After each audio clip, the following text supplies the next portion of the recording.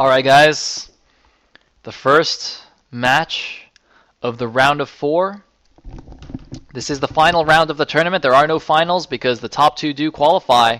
So the winner of this best of 3 is going to go through to the 12-man group stage. Is it going to be AlfiO? Can AlfiO be the first Protoss in the group stages? Or will strOke, the random Zerg, somehow actually make it through an entire Gosu Cup through decent players, through very good players? So, this is game number 1. Let us find out.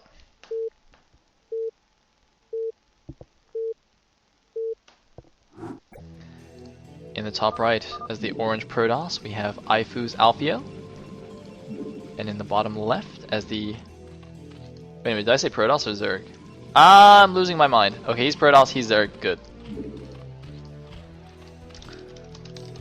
I just like completely blanked on what I just said. Okay. Oh, looks like it blew up my overlay.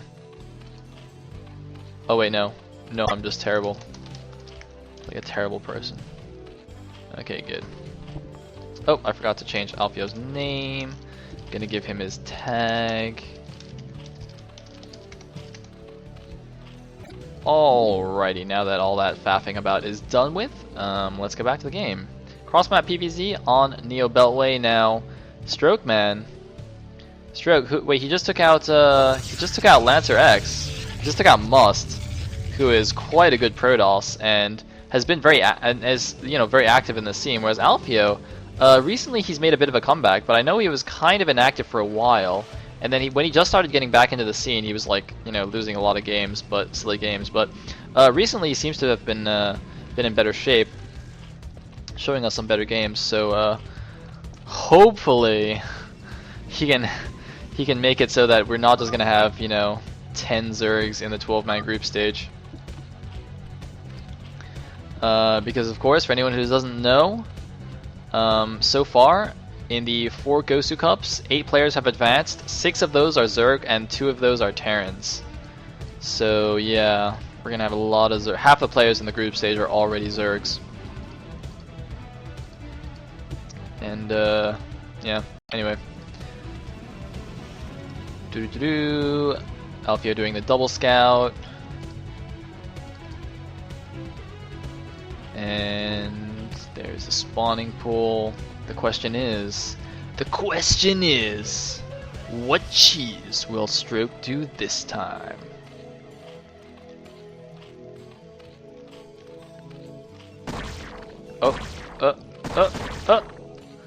Oh, running away.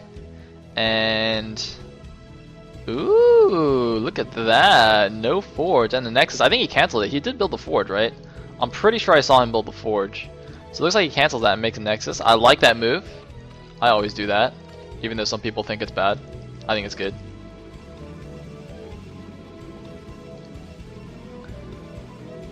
And is there a drone somewhere to make a third? Okay, looks like a drone's going down to the bottom right natural to make a third there.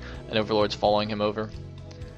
And actually, this could just be a scout. Yeah, okay, so actually, strOke doesn't know where his opponent is yet, but he's going to see nothing here, so he can actually just make a hatchery now. Looks like 6 lings in production. And I hope AlfiO builds the cannon soon.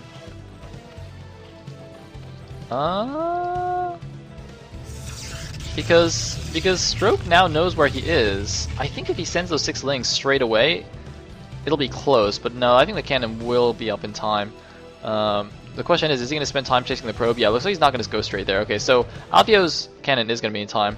strOke, having seen the timing, probably feels a bit silly that he didn't send all 6 things straight away, but I mean, he couldn't have known. And okay, looks like instead of taking the bottom right natural, he did use the drone to scout, so instead just going to take the 9 o'clock base, which is fine. Would be nice for him if he could block this probe from seeing it, though. And it looks like indeed he will.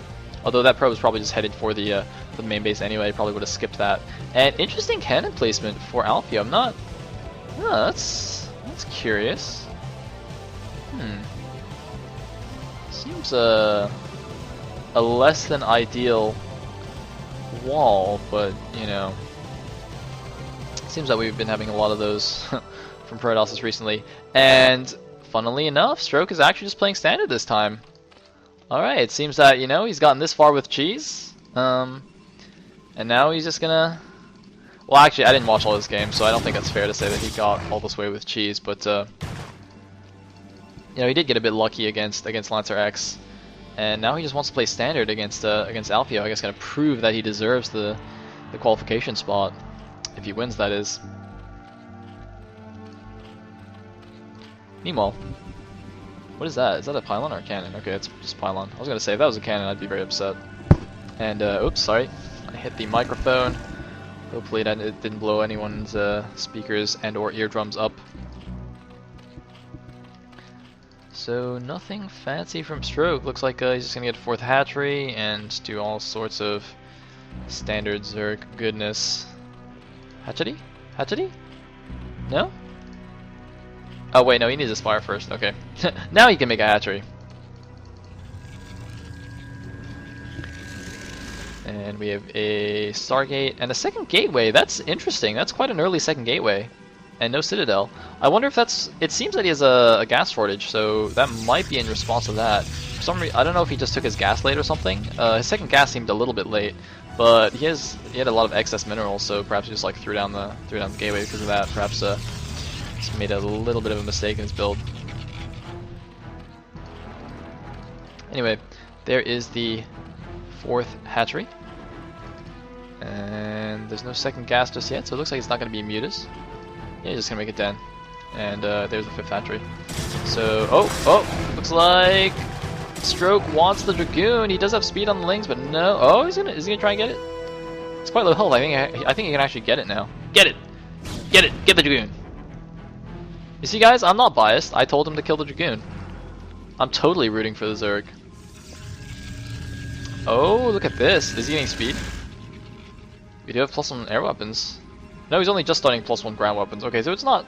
It doesn't seem to be Stairs Zealot, unless he starts speed soon. I don't know. It doesn't seem to be that. Meanwhile, strOke doing some pretty, you know, decent SimCities.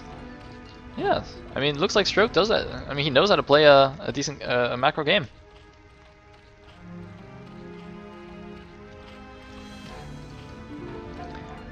And looks like Corsair is gonna just see the 3rd there. One random link chasing a probe back. He's got a decent number of links kind of just hiding over here. He's got a lot of money. Is he saving for something? Is he saving for mutas? He doesn't have a second gas though, so he can't really go mutas. Why is he not macroing? Why is he not building stuff? strOke, build something. Oh, looks like he just built something, a bunch of stuff. Oh, he did actually go for mutas. That's, I think, I don't know about that. I mean, it did look like that's what he was going for because he was saving money, but he doesn't have a second gas, so he doesn't really have the gas to support that. And he is going to be facing these +1 Sayres, so this doesn't seem to be a good idea. Of course, he doesn't know about the +1 Sayres, but just the fact that his second gas was so late means he's not going to have that many mutas anyway. I think it's a little bit of a blunder. I'm not sure. I mean, well, no, he does have the 3rd gas, though. Did he actually take that earlier? I don't know. He is strapped for gas. Yes, he can't just send a bunch of mutas straight away. He's kind of waiting around for some more mutas to pop, so... didn't get a very nice timing there, but, it's not... Yeah, I don't know. We'll see.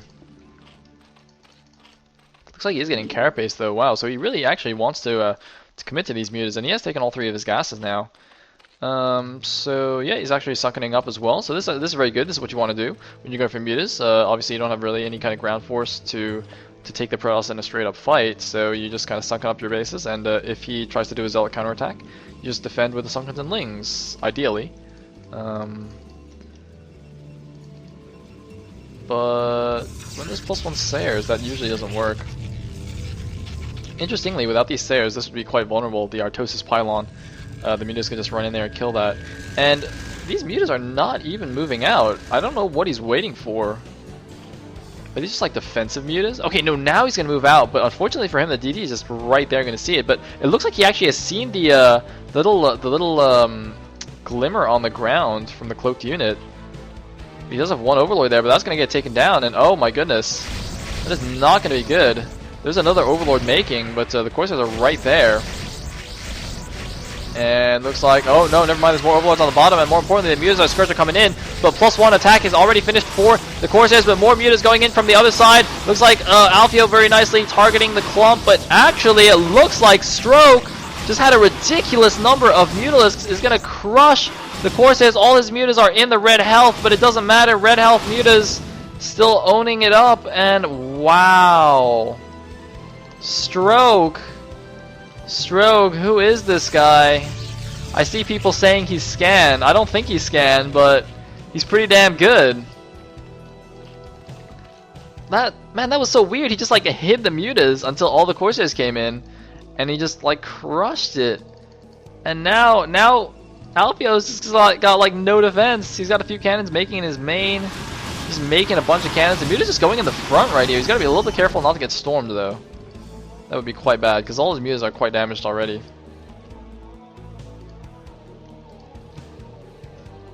And it looks like the drone that was sent up to expand did get taken out. Now, I don't think he has Overlord speed yet. Yeah, he doesn't. When Zergs go Mutas, they tend to have very late Overlord speed. Meanwhile, he is going for melee and Carapace. I wonder if he's going to go for a quick Hive following this, get some cracklings up. But AlfiO is taking a 12 o'clock expansion. And, oh, it looks like he's actually taking it inside mineral only. That's not going to help him too much. Mineral only is not really great for Zergs.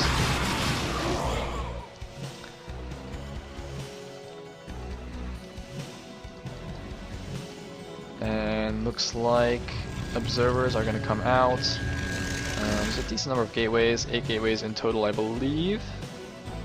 But strOke, man, he's looking in a nice position against a good Protoss player in, like, you know, a macro game. This guy is very impressive. You know what this actually reminds me of?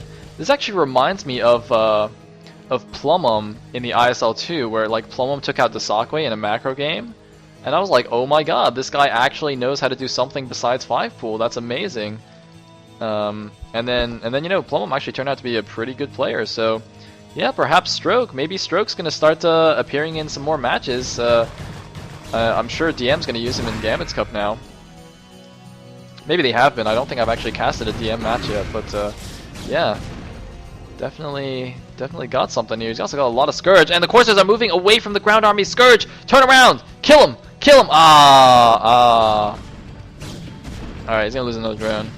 Now the problem for strOke right now is that AlfiO's gone up to 3 gas bases, and even though strOke has his 4th, it's a mineral only, and that's not that useful, as I said before. And oh no, all the Scourge hitting! Only Dragoonies left. And AlfiO, does he have enough? It looks like he just has so many Zealots that it doesn't actually matter. There's no Storm, no Corsairs, but look at that! Look at those Zealots shredding the Hydras. Oh my god. Zealots, man, they are pretty good. Wow, look at that. Just like tanking all the Muta hits too. They don't even care. Just wrecking the Hydras, but it looks like it's not enough. The reinforcement Hydras are going to clear through the army, and now this 12 o'clock base is a little bit vulnerable. I don't know if if strOke knows about it, and why are there no